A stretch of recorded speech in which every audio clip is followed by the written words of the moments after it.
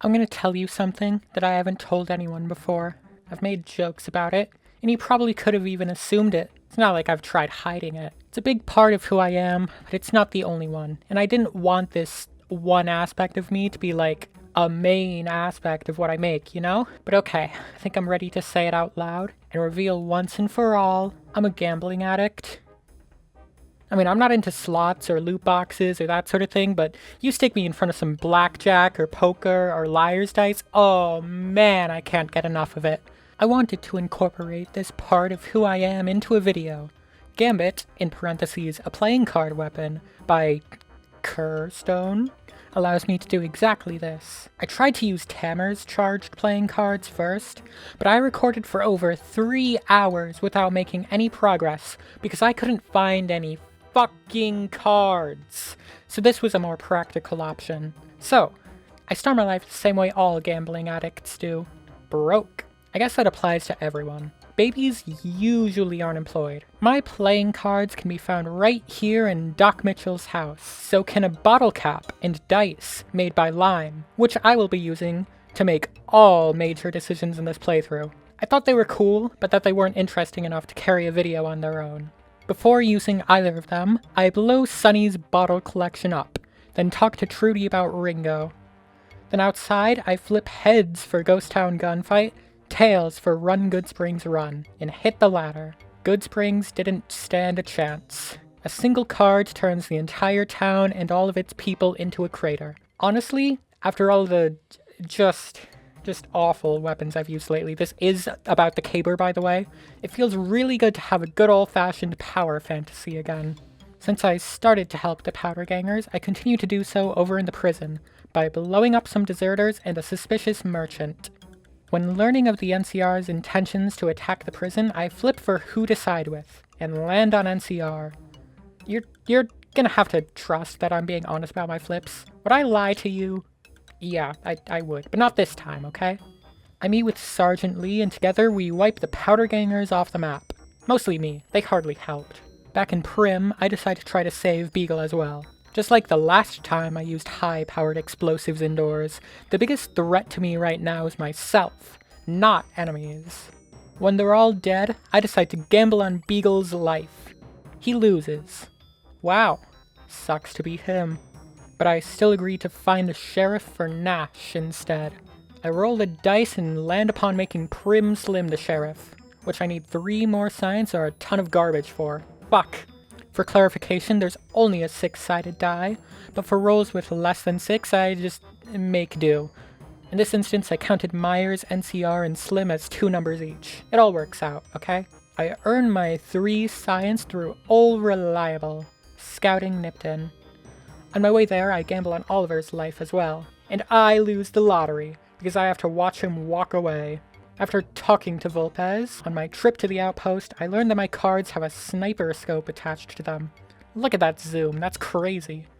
Turning in both scouting quests makes me come up a bit short, so I tell Jackson I'll wipe out the ants for him. However, throwing a card at some random scorpions finishes the job, so Jackson's ants go unslain forever. Meanwhile, I reprogram Prim Slim, making him sheriff. Yeehaw. For a while, I continue journeying toward Novak. But then I get the sudden urge to delete Cottonwood Cove. I flip my cap on it and oh, bye-bye, Legion. Bye!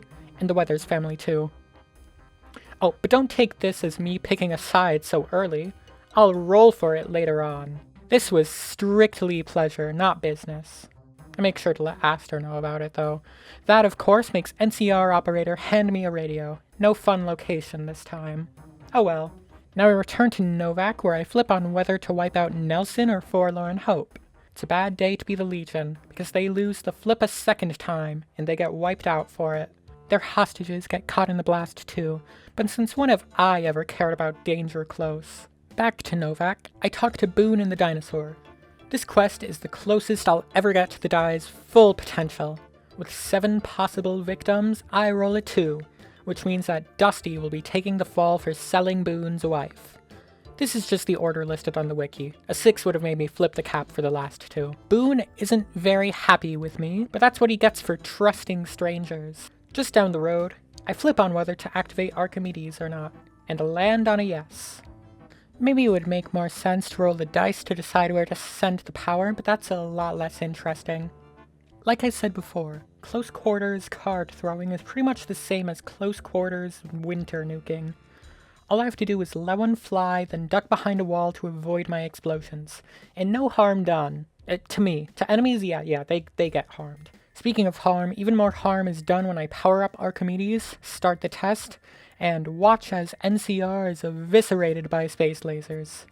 I still haven't rolled for who I'll side with, but I'll get ahead of the curve anyway and delete the guards at El Dorado while I'm right here. It was a bad day for the Legion before, and it's a bad day for the NCR now, because I roll the dice at Boulder City and land on slaughtering them here, too. The cons lucked out this time. For now. We'll see if their luck holds out later. On the opposite hand, my luck has turned around.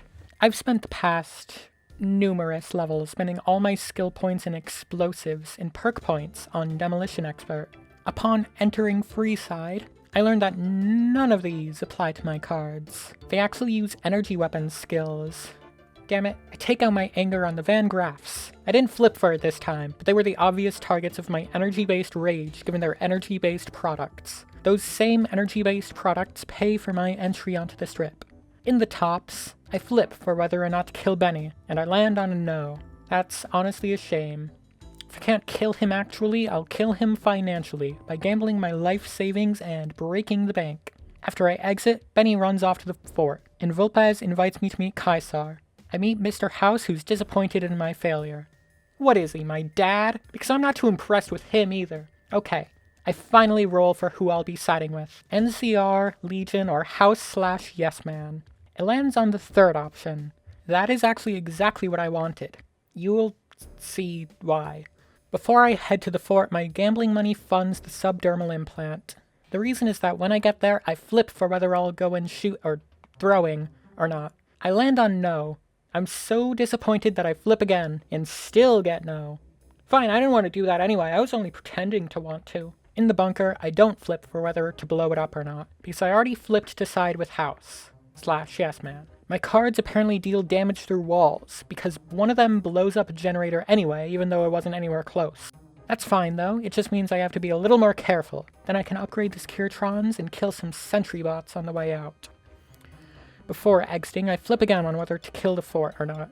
I really wanted to, and I land on yes this time. The weather station guards are gone, and when I step out, no one cares. Must be really well soundproofed. That's fine though, because I flip for whether to kill or save Benny now, and it lands on saving him again.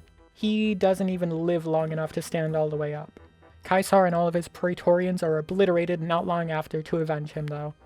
And I make my grand escape out of the fort, blasting all the Legionnaires on my way out. Okay, I can guarantee that this will be the only time that I'll blatantly disrespect my own rules by flipping for something multiple times. I return to Mr. House and hand him the chip. Of course, during his presentation I play games on my phone. But instead of the usual stuff, I gamble. I spent the equivalent of $20 of in-game currency on this joke, by the way. I fucking hate mobile games. Now I go out to Boomer's territory and flip to blow George to hell. Then I flip on whether to wipe the Boomers out or not. They got lucky. They'll get to live. I feel like I've fixed those damn solar panels too much lately, so I choose to wipe out the ants instead. Using explosives in this mortar-stocked warehouse is usually a bad idea. It was a terrible idea that other time because I blew myself up. This time, though, my cards aren't nearly as self-damage inflicting. Presumably because they're slower, and it lets me throw them from less unusual angles. I don't know. After killing the ants, I also donate 10 missiles to Raquel, then finish the job by healing Argyle's patients. Then I go out to the lake and secure the bomber, but more importantly, I sent the nearby Cazadors to where they belong. Insect hell. I assume. Maybe they're not insects, I don't know. With the Boomers secured to our side, I flip on whether to kill the Omertas. Fuck. It's a no. Okay. I flip on who to side with. Kachino! That's good. I don't even know if you can work with Big Sal for House. So I get Troik out of his contract, and I use his thermite to blow up the guns, and meet with the bosses so Kachino can kill them. A few times he dies first, but eventually he opens up the locked door and runs away like a bitch. So instead, some random unnamed Omerta thug is the one to kill off Big Sal. I suppose that's good enough. I don't technically have to do this one for House, but I flip on whether to kill the white gloves or not. And land on yes! Finally, I get something I actually want again. So the white gloves, and many innocent bystanders, are turned into a fine, red, unidentifiable mist. Now something that I do have to do for House is eradicate the Brotherhood of Steel. I don't have a choice, cap flip or not, in the matter, so I don't even let them start making demands before flinging cards their way. It's a really good thing that there is no lore associated with what may happen when particular laser pistols are not recovered, because that laser pistol will not be recovered from its captors today. The rest of the Brotherhood is erased as well, so I don't need to blow up the bunker. On my way out, though, I used my famed powers of necromancy to resurrect Knight Torres. Perhaps out of respect, perhaps out of admiration, perhaps in reference to something that only one person who might watch this video would understand. You know who you are. With the Brotherhood minus Torres dead, House now sends me to protect Kimball, and tells me not to dally.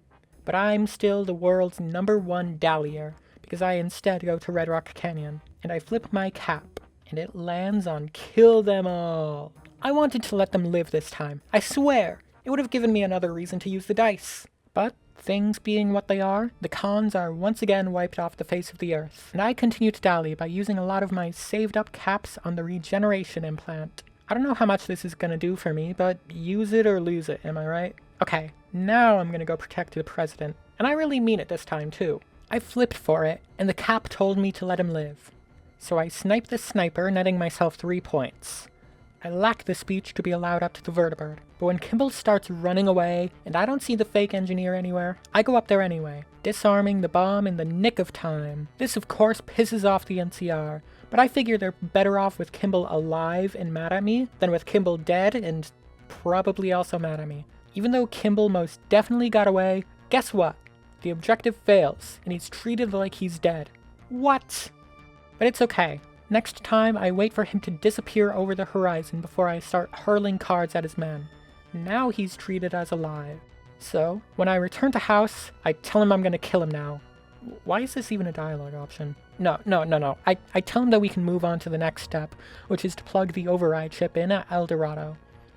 Wiping the place clean earlier was pointless, because all of them are back. Whatever. I didn't want them to stay dead anyway. Now I can start my assault on Hoover Dam. For Mr. House. Both the NCR and Legion hate me, and I packed a measly 5 stim packs, because I'm really bad at preparing for things, and doing things, and recovering from doing things. Not this thing though. Both of them are absolutely obliterated by my cards. It's a cakewalk. I clear out the first half of the dam. Now, let me remind you of some particular choice of words I used earlier. Okay. I finally roll for who I'll be siding with. NCR, Legion, or House/Yes Man. You may notice that I never flipped on whether it would be House or Yes Man. If you watched my previous video, or 2 videos ago, I don't know which order I'm going to release these in, maybe you know that I planned to once again escape Hoover Dam by phasing through the junk fence in Lake Mead. But let's not get ahead of ourselves. Just like last time, I can't fast travel to Vegas. I have to walk all the way back. This leaves me vulnerable to unexpected attacks from the Spanish the regular NCR death squad. I've got to admit, I wasn't expecting that. Those goddamn Spanish bastards have won again by not showing up. I've got to uninstall them again, okay? I swear it's not a bit. Just like a Yes Man before him, when I returned to Lucky 38, House acts as if I just plugged him into the dam. But then I open up his secret room, tell him that I don't like him, and deal his last hand. I replace him with a Yes Man, tell him about all the people I've killed, and return to Hoover Dam. Just to confirm, both All or Nothing and No Gods No Masters are active. Even though House is already inside the dam, I plug Yes Man in alongside him, then power up the Securitron army. This progresses No Gods No Masters, but it doesn't progress All or Nothing. Although exiting to the surface does the exact latter. All or Nothing is progressed, but not No Gods No Masters. So I continue to the Legate's camp. We'll just have to figure out who takes precedence. When I face the Legate, I challenge him to an epic caravan duel of the ages. That's right. While he was mastering the sword, I was busy building my caravan deck with all the cards that I could find in vendors. I feel it in the heart of the cards and... Oh, he wins. It's not even close either. Well, that was fucking pointless, so I just blow him up after. After Oliver blows up the wall, Yes Man comes rolling through. I guess that makes sense, but I'm a little disappointed. I was hoping that House would pull this one through. Whatever. I wipe out Oliver and his boys, and beat Fallout New Vegas with playing cards. I suppose after previously failing to beat Fallout New Vegas with playing cards. Okay, I'm gonna go shuffle my Payday 3 Collector's Edition playing cards, which I own, because I fucking hate myself. Bye.